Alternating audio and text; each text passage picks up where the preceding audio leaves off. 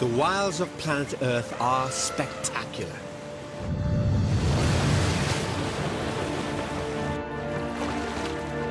Yet one species is always missing from the picture. Us. I'm Dr. M. Sanjan. As a scientist and conservationist, I've dedicated the past 25 years of my life to studying and protecting the wildlife I love. Hold on, buddy.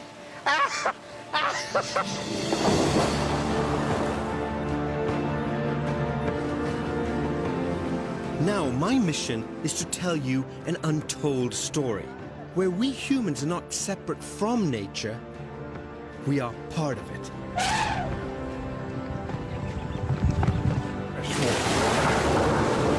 And nowhere do we rely on nature more than in our thirst for water.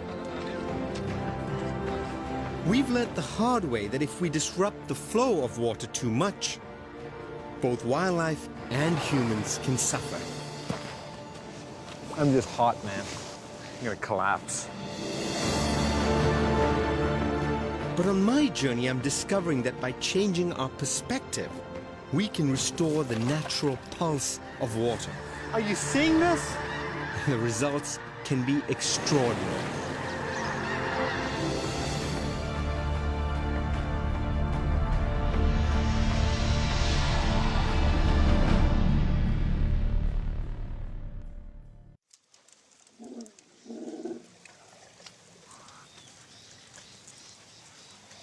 In northern Kenya, for half the year, little or no rain will fall. During this dry season, animals face a stark reality. Find water or die. The trouble is, for hundreds of miles around, the rivers here run dry.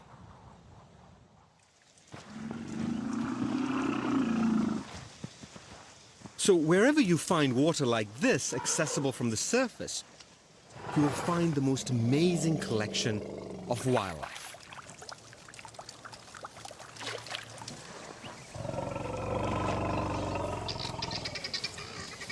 This whole ecology of these areas, of these dry areas, is based on water.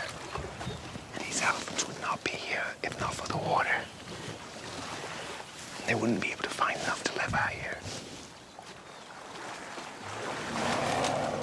Water is so vital, even natural enemies declare an uneasy truce when it comes to drinking.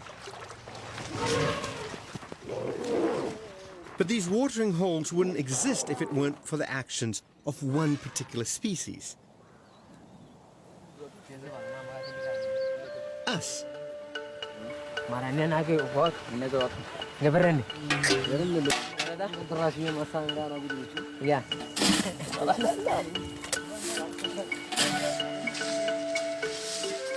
For centuries, people like these Samburu warriors have known a secret.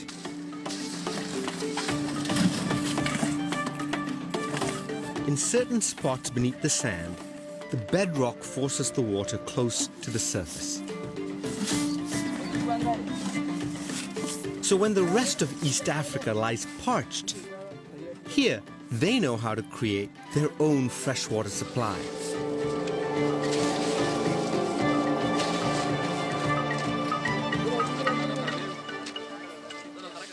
These wells aren't intended for people.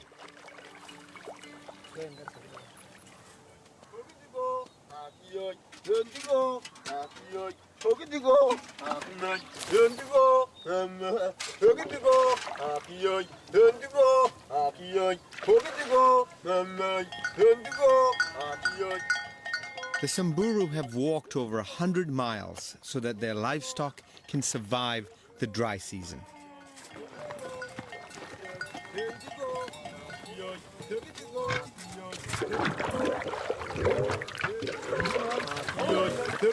With multiple wells and sometimes hundreds of cows, it's important to keep organized. So each herder manages his own well and sings his own unique song.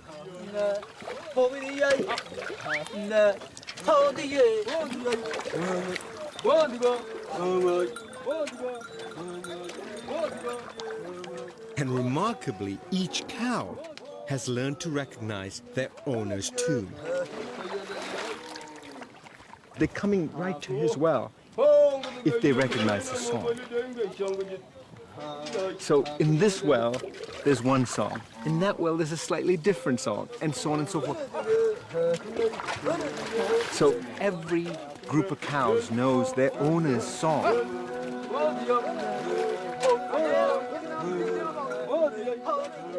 They're musical cows.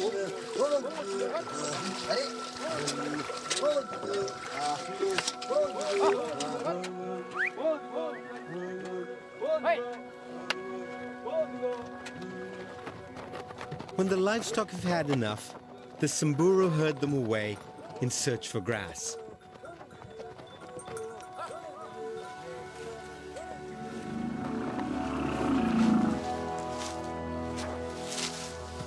When the people are gone, the wildlife take over the wells once more.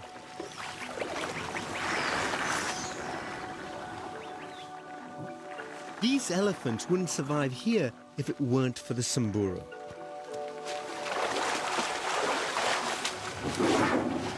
But equally, the Samburu need the elephants. These giants will eat enough trees and shrubs to help keep the land open for livestock grazing.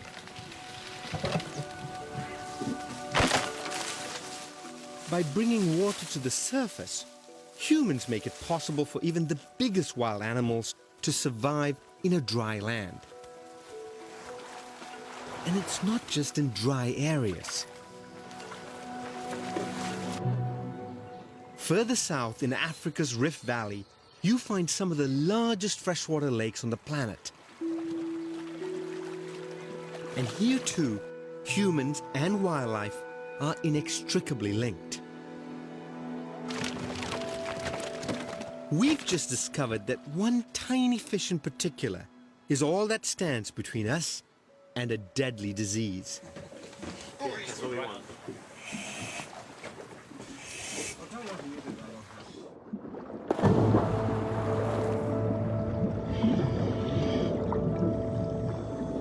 Larger than the state of Maryland and nearly twice as deep as the Empire State Building, Lake Malawi is an evolutionary wonder.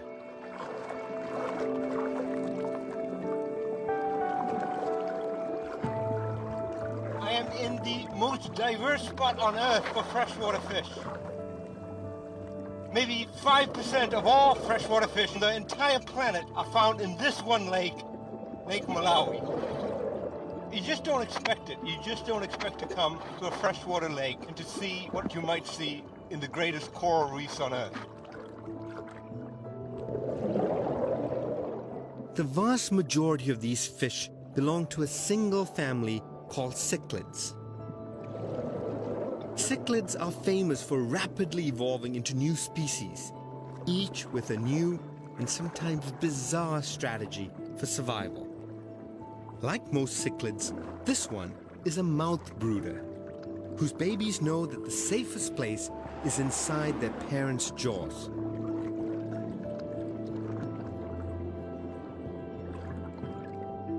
And this is a playing dead fish.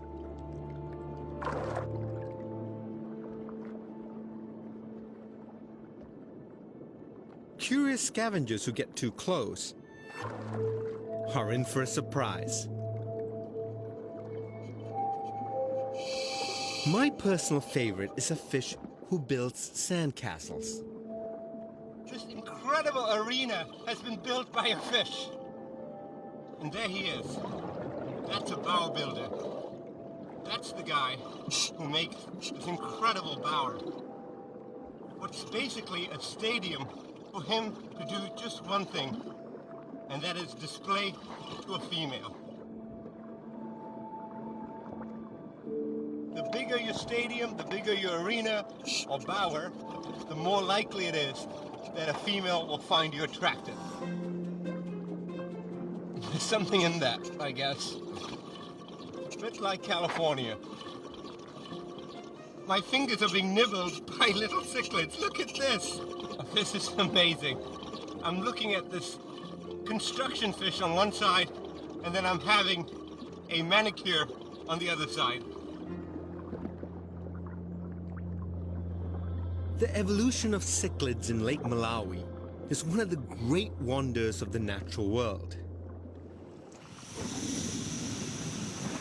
And for humans, these cichlids also provide food and income. Fishermen here feed an estimated 20 million people with their catch. And one cichlid in particular keeps the lake free from disease. A fact we only discovered the hard way.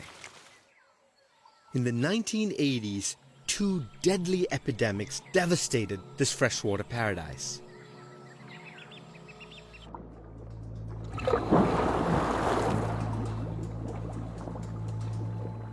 First, World Health experts noticed that HIV spread faster here than anywhere else.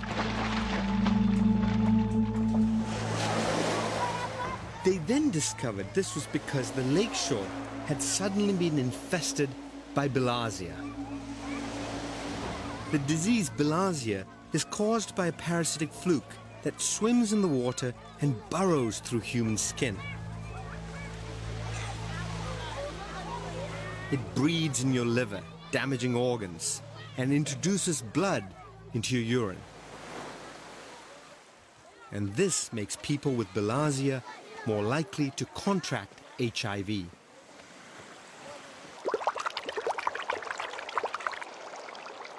The sudden appearance of bilharzia was a mystery until a university professor studying fish made a key discovery. Jay Stauffer was observing cichlids when the epidemic struck. In 1988, family members got it, I got it, and most of my crew contracted bilharzia from swimming just in the open waters.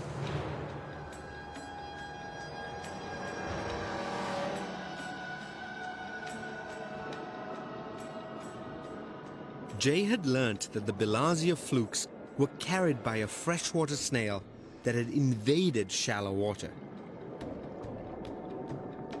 This little guy controls the fate of many tens of thousands of people who live around this lake. When this snail becomes predominant, so does bilharzia. But where had the snail come from? The answer involves a cichlid with a rather special diet. Look, look, look, look, look, look, look. There's a pair of them, a female and a male. And that's the fish that I'm after. That's a placodon. And this fish might hold the key to saving the people in this lake. Placodon has jaws designed to crack open snail shells. And by patrolling the shallows in large numbers, it kept the shoreline snail free. Before the 1980s, fishermen rarely fished for placodon because the real bounty lay in deep water. But then famines in Africa drove them to fish so hard that deep water stocks collapsed.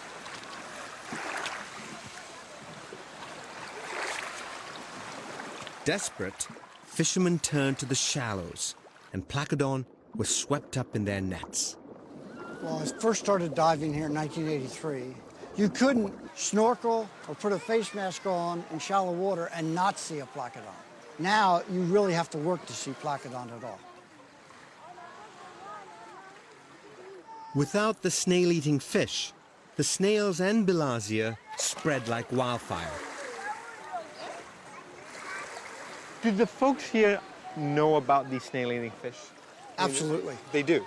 These people know about the snail-eating fishes, but the point is, you make the decision, do I go to bed tonight hungry or maybe catch a disease 8 weeks from now? Hunger is a driving force, a powerful force. Yeah.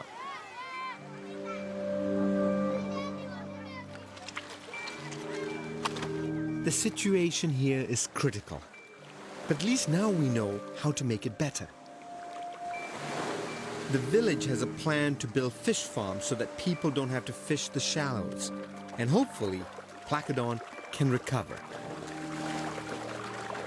If we can save the fish in this lake, then the people here will be healthier. And that story can be told about nature everywhere. Give nature a helping hand, and people will benefit from it. Back in the desert, one man gave nature a helping hand and ended up helping feed a nation. The Sahel is the southern border of the Sahara Desert, stretching right across Africa. All living things here await the arrival of rain.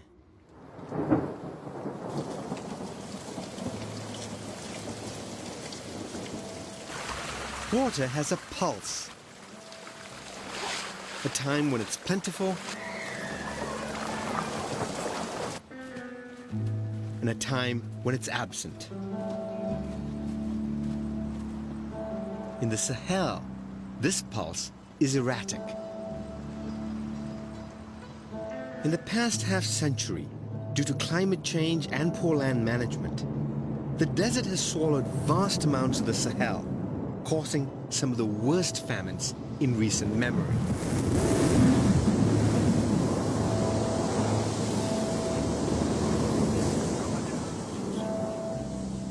The village of Gorga was all but destroyed by the desert, until one man took a stand.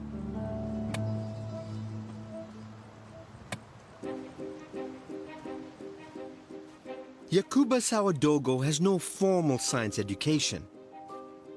Yet what he has managed to achieve stunned the world. He stopped the desert.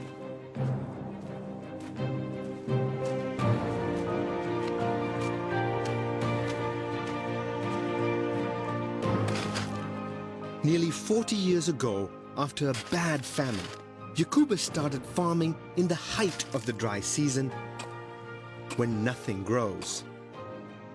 Because he was ignoring common sense, everyone, including the local chief, thought Yakuba was insane. People criticized you before, saying what you were doing wasn't good and that it was against the rules. They said it was madness, that you were going crazy. They said that I was damaging tradition. These words didn't hurt me. The head of my own family said the same thing and everybody laughed. I kept my mouth shut. The young Yakuba realized that before the rains came, he had to be ready to capture as much water in the soil as possible. Chopping through the concrete-like earth, Yakuba dug wide holes and filled them up with dung and litter. In fact, he was recruiting an unusual ally. The dung attracted termites, who started using Yakuba's pits to grow the fungus that is their staple diet.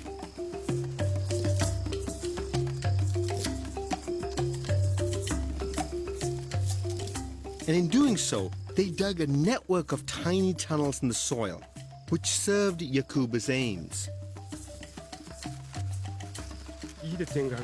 When the rains come, the tunnels in the termite nest retain the water, stopping it from running off. The water runs into the tunnels and stays there, and the soil is greatly improved. When the rains finally came, Yakuba fought for every drop of water. He built low walls to slow the runoff of rain from his fields. And instead of just planting crops, Yakuba also planted trees. Locals remained hostile, calling Yakuba the village idiot. But Yakuba persevered, and gradually, his alliance with wild plants and animals paid off. Over 4 decades, the the trees he planted encouraged birds that brought with them seeds for even more trees. Yakuba's desert started looking more like a forest. This is my very first tree. I planted it here 38 years ago. It's impossible to fully appreciate its importance. Trees pump life into the world. Yakuba's forest transforms the microclimate. It blocks wind and provides shade. And crucially, it raises the water table, holding life-giving water in the soil. Nearby, Yakuba's crops are also flourishing. And he's no longer the village idiot.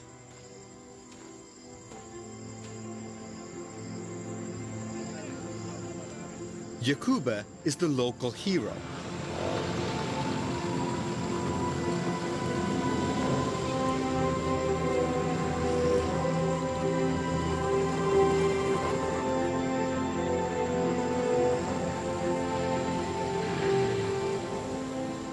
During harvest time, the whole village joins him to gather millet.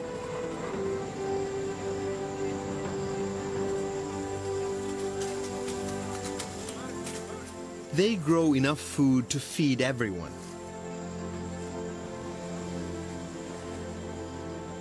Yakuba's ideas have been so successful, his methods are now taught across the Sahel, and his ideas are credited with helping Niger through a recent famine.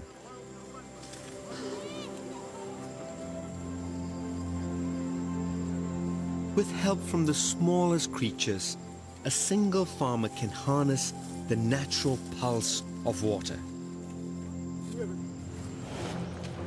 Since the dawn of civilization, this ability to manipulate fresh water has been a key to our success as a species.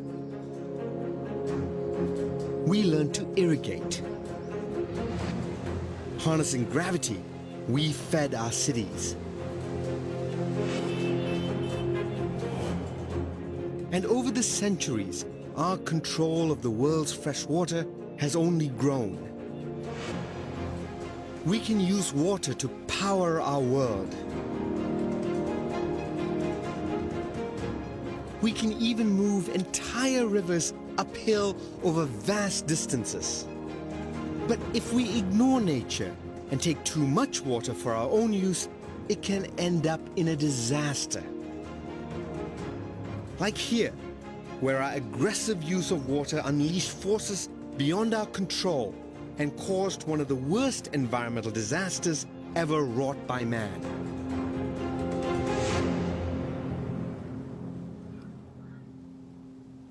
Just decades ago, Monyak, Uzbekistan, was the principal harbor on the fourth largest freshwater lake on Earth. So large they called it a sea. But today, the local kids here have never even seen the water. What remains of the lake lies 100 miles from here.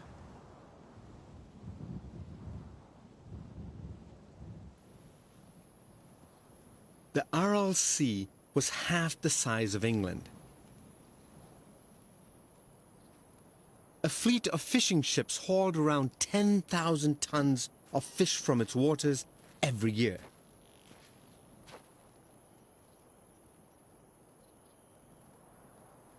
In any other place, I would think, wow, this is a magnificent set of sand dunes. But then you come across this, you come across the rusting hulk of ships, you come across these beached whales, and you realize that the sea was really right here, and in my lifetime certainly was right where I'm standing. It's kind of hard to fathom. When a lake this size disappears, it should take millennia, not decades. So how did it happen? To get the full picture, I need to find what's left of the water. That's easier said than done. Film crews are not welcome in this former Soviet republic. There might be a couple of guys up here. We go undercover as tourists. Yeah, there are a couple of guys, so you might want to just keep the thing down. The government here is sensitive. All right, here I go. That is what it's all about. And denies forcing school kids to work on cotton fields. That's it. Right here, a ball of cotton right in my hand. Cotton is the reason the Aral Sea is dry today. In the 1960s, the Soviet leaders wanted this region to become the world's leading exporter of this white gold. So engineers diverted the two great rivers that feed the Aral Sea. But drying the rivers alone doesn't explain the scale and pace of destruction.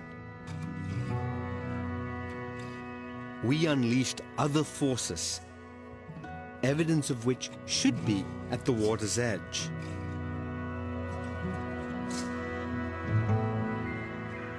If I can find it.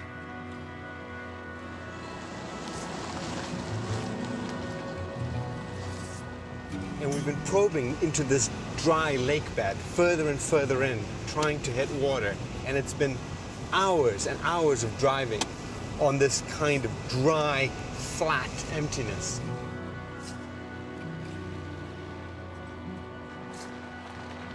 A 100 miles later, we finally find it. Water.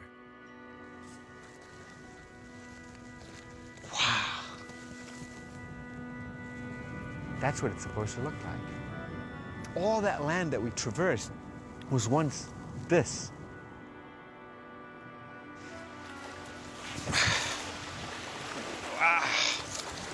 My God. The water itself contains evidence for what has happened here. Oh my God. And if you taste this water does not taste like any sea that I've ever tasted. I mean, it is wretched. It is so salty. 50 years ago, the Aral Sea was nearly fresh enough to drink. Today, it's 3 times saltier than any ocean.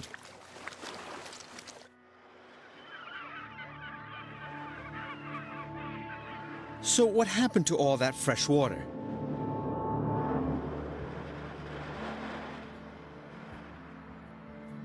Through our actions, we literally pushed the sea over a tipping point, and a perfect storm of forces drained all the water and life out of this region.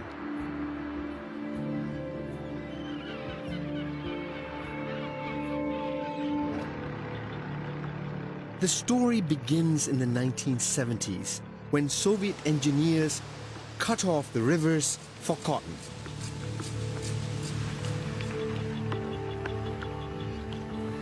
With less water coming in and the sun beating down, the sea begins to evaporate. As the lake begins to drop, all the plants on the lakeshore now start to die. Without that resistance, the wind just howls across this landscape. The wind increases evaporation, and that means the lake level drops even faster. It exposes the lake bed, and it leaves behind a crust of salt. This salt is now picked up by the wind, and that poisons the soil and the plants up to 500 kilometers away from here.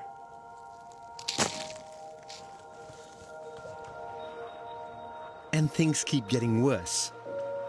The shrinking lake causes the climate to shift. Winters get colder, and the summers even hotter.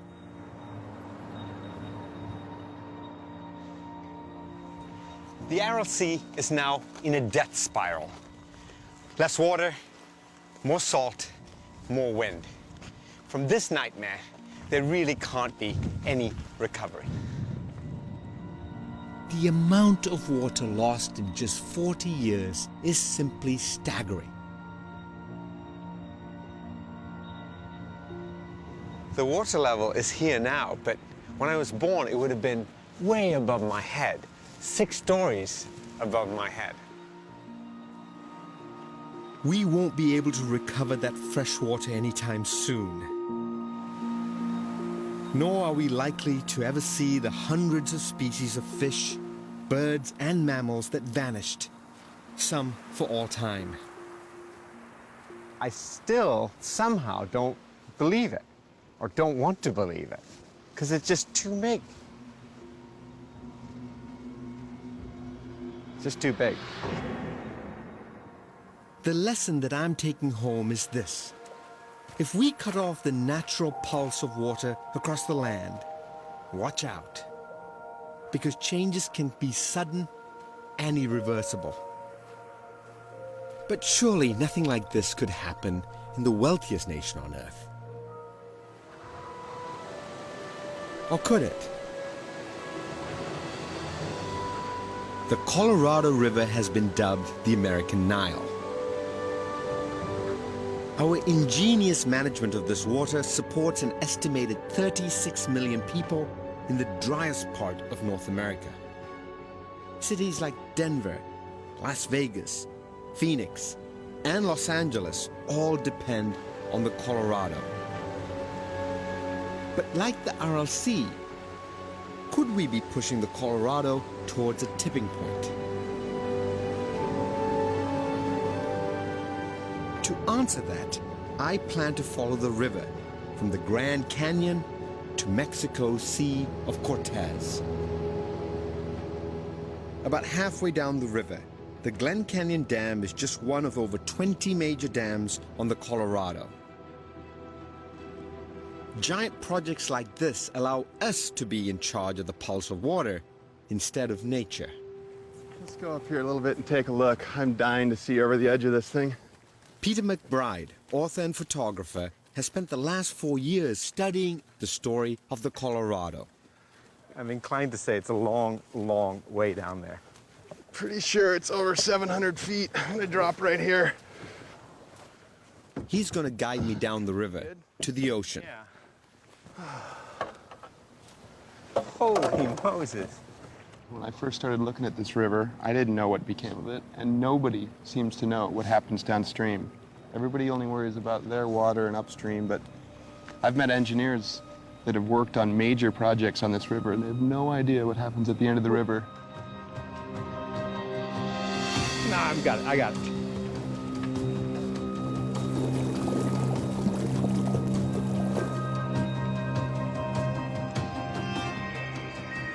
Below the Glen Canyon Dam, we enter the Grand Canyon.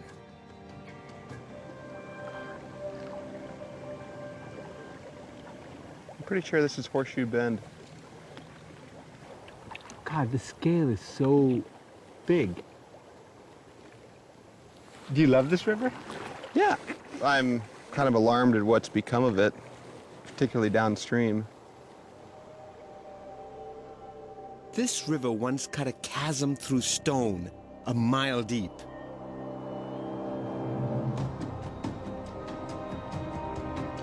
Now, because of the dams, the river only has a fraction of its power.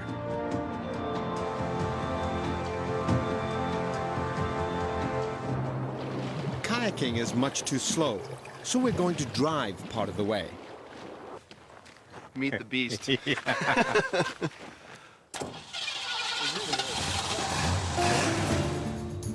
After the Grand Canyon, we passed dozens of large water projects that divert the Colorado River. Pumps push water uphill to Phoenix, Tucson, and Los Angeles.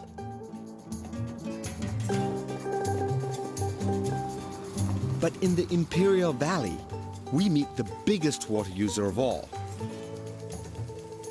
agriculture. There it is. There's the river. All that water from the river. Yeah, it's over 70% of the river goes to the agriculture. That water came right through the Grand Canyon. We were on that water, and here it is growing lettuce. So this area produces the entire lettuce crop for the U.S. in the winter months. So no matter where you live in the U.S., you actually eat the Colorado River. You gotta eat. Gotta have food.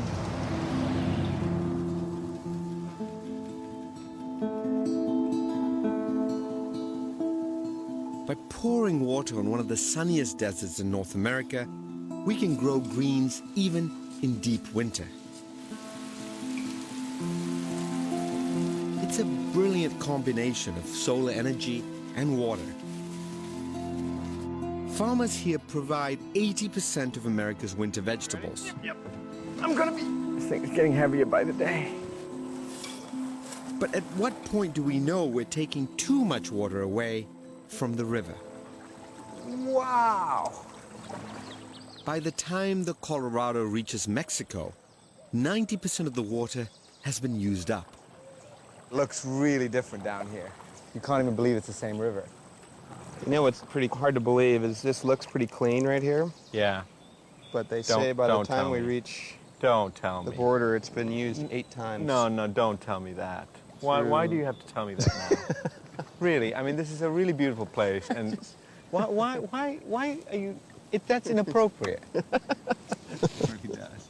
No, don't do that. A little salty. You know, dude, that is. For the next 17 miles, the river is a border notorious for illegal immigration and drug trafficking. U.S. Border Patrol, what are you guys doing? We're just exploring the Colorado River. Just to let you know real quick, this is the international border. Behind us is Mexico. This is the U.S. Anybody here, it's allowed to go towards the Mexican side as long as you don't make landfall Right. or throw your anchor or get off. Okay. And then come back. There will be an illegal entry. Either way. At some point, this river goes fully into Mexico, doesn't it? That is correct. How far down? It's about a quarter of a mile or less. Okay. There's the Morelos Dam. Hey, Thanks a bunch.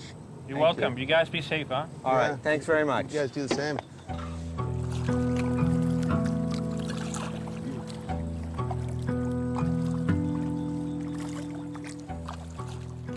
The Morelos Dam in Mexico is the final diversion on the Colorado.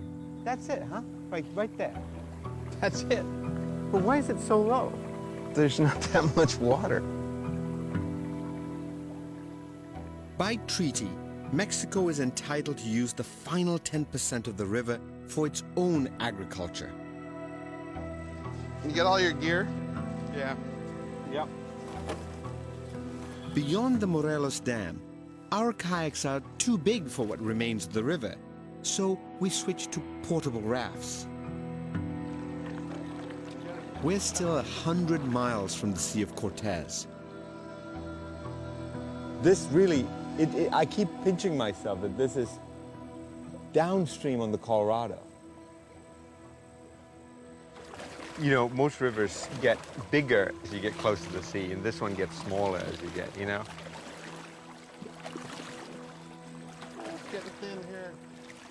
100 years ago, steamships drove up this same channel. Really? Wow. The river is going to end at some point.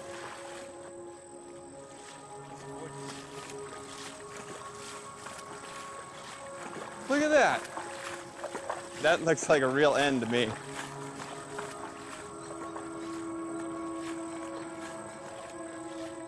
Wow. That's water from the Grand Canyon. And it's like watching little baby sea turtles going to the sea right now. I mean, it is just trying so hard. It's never going to make it. I mean, it's got, how far does it got? 100 miles? 100 plus. It's got 100 miles to go. And Oh, that's boy. just not going to get us there. Although it is beautiful in a weird way. It's like, I actually don't want to leave this. All of a sudden, it feels like a living thing to me. You know, all of a sudden, it feels like it's got a mind of its own and it's trying to do something it's been doing for a few million years, you know? And it's sort of weird to leave the river behind in some strange way.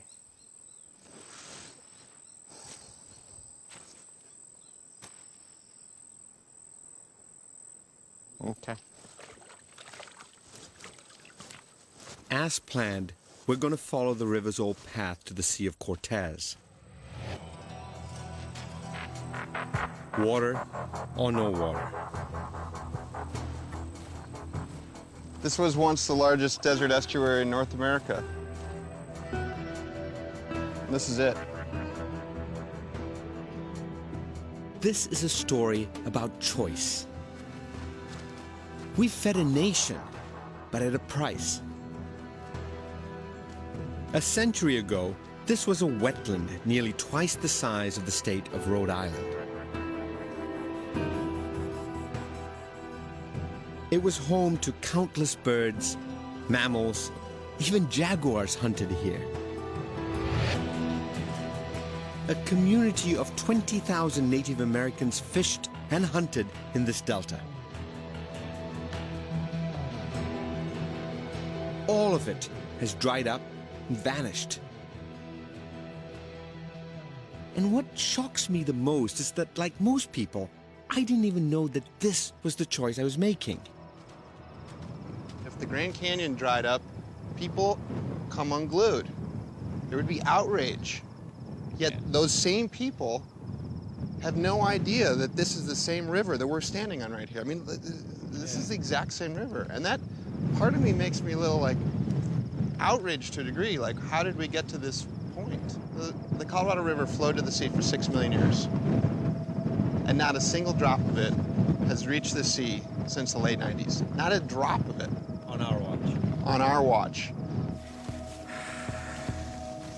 It is genuinely hot down here. It is baking. What happened here is depressing. I'm just hot, man. I can't even think straight. I know. I'm gonna collapse. But there is hope.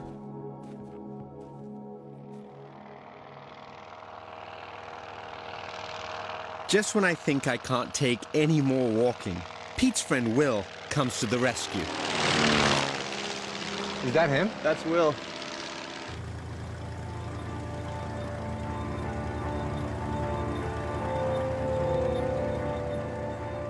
He takes us on a magical journey.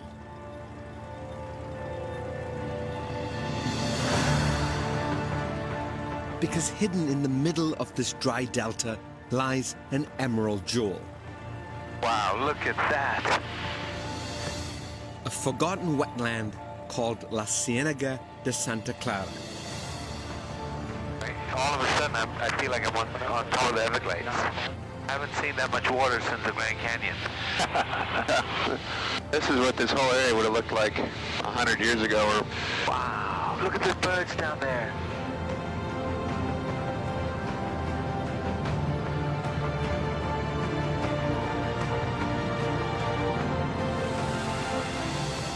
La Ciénaga is 40,000 acres of magnificent wetlands.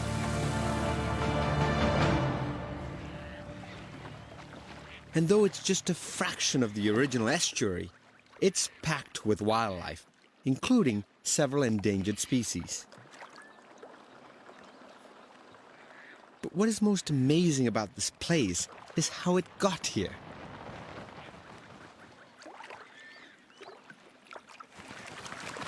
La Ciénaga is an accident. In the 1970s, the agricultural industry to the north needed somewhere to pump water that was too salty and chemical-ridden for crops. So they dug a ditch and dumped the water onto barren sand. Over 30 years, nature worked a miracle. Cattail seeds blew in on the wind and started to grow in the foul water. Their roots pumped oxygen into the soil, which fed microbes that broke down the poisons. In time, the water cleared, and soon birds began to nest in the reeds and fish swam in the lagoons. It cannot but leave you with just this enormous sense of possibility, of endless possibility. Man, if this happens on an accident, imagine what could happen with a little bit of help, with a little bit of human ingenuity, with a little bit of forethought.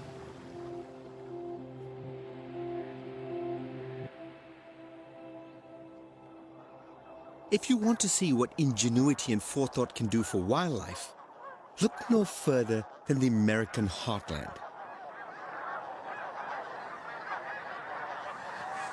Are you seeing this? 80 years ago, the people of Missouri hatched a plan to save a natural wetland.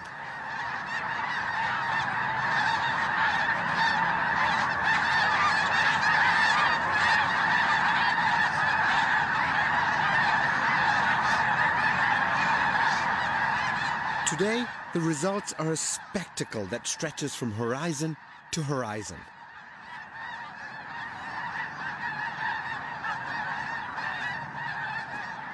These are snow geese on their annual migration from the Gulf of Mexico up into Canada.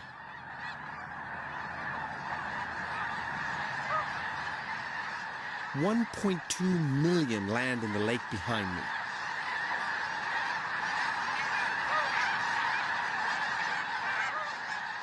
They'll stay here before continuing their journey north.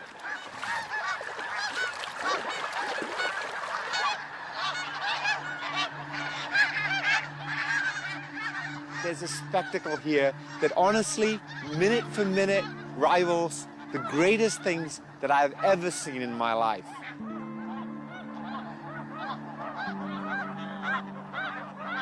And it's all because people here, for 80 years, decided to let a little bit of water go for nature. They just decided that they were going to share, not share 50-50, share like 2% of the water for wildlife. And because of that, you have that.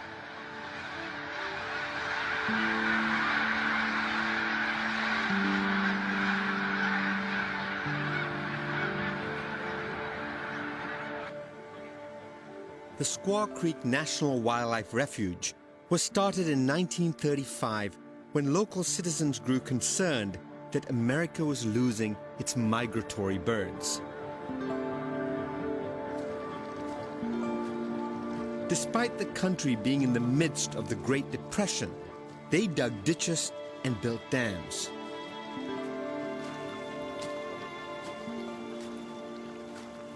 Anywhere else, you'd imagine water projects like this being built for agriculture.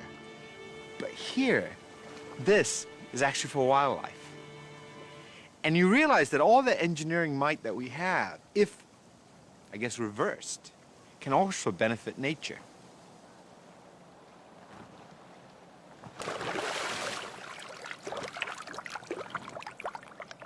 Amongst the chief beneficiaries of these water diversions is the bald eagle.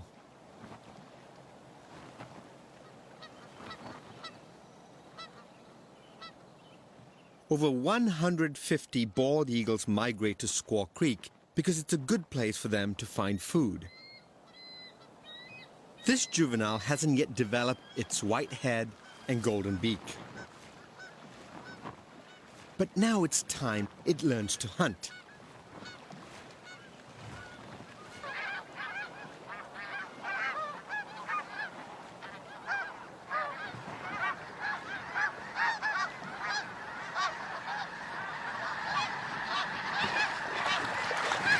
As soon as the eagle approaches, the geese take evasive action.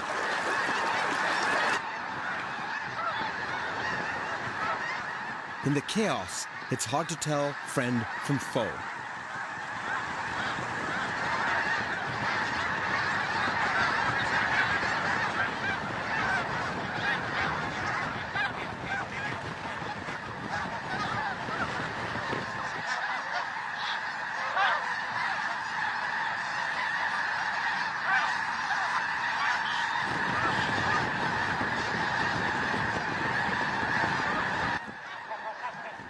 The juvenile learns to single out a particular goose.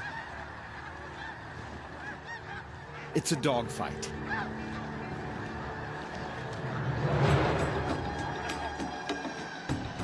Snow geese have spectacular evasive maneuvers.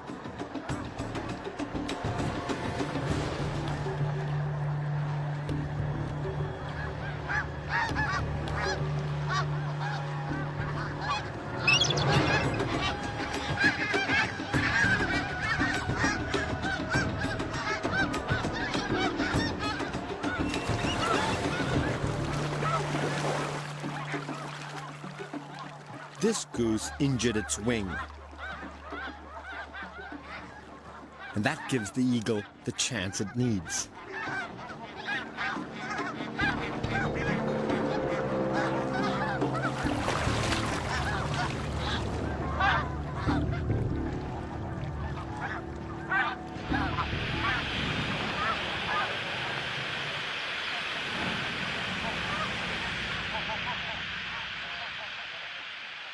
North America once had incredible concentrations of wildlife. And Squaw Creek shows us that with relatively little effort, we can bring some of it back. All we need to do is engineer ways to restore that natural pulse of water.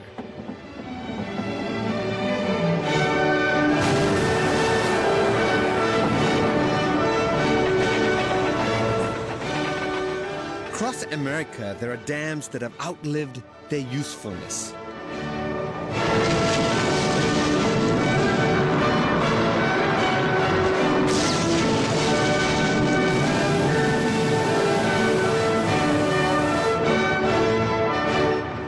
Fire.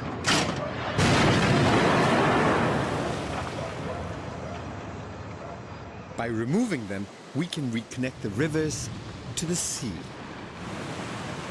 Then species like salmon and steelhead can swim upstream to spawn.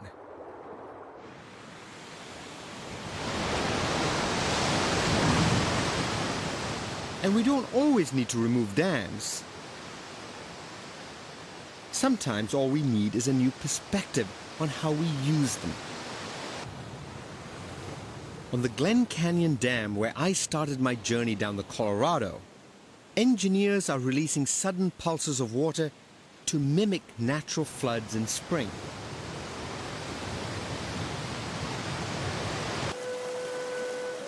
The sudden surge flushes out sediments and creates the kind of riverbank habitat that existed naturally before the dam. And just months after Pete and I walked the dry Colorado Delta, this happened.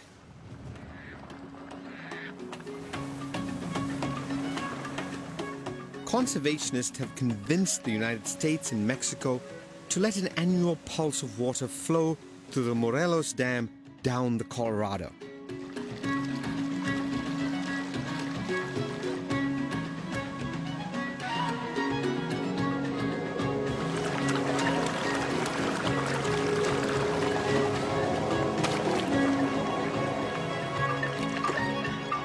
For the first time in over a decade, the Colorado River has connected to the sea.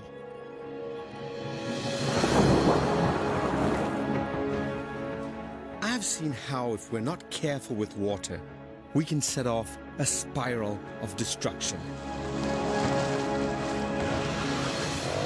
But equally, by sharing our water with nature, we can spark an explosion of life. And that gives me hope that water doesn't have to divide people from nature. Water, if shared, if we allow a little bit of that pulse go, can be that amazing place where humans and nature can find common ground.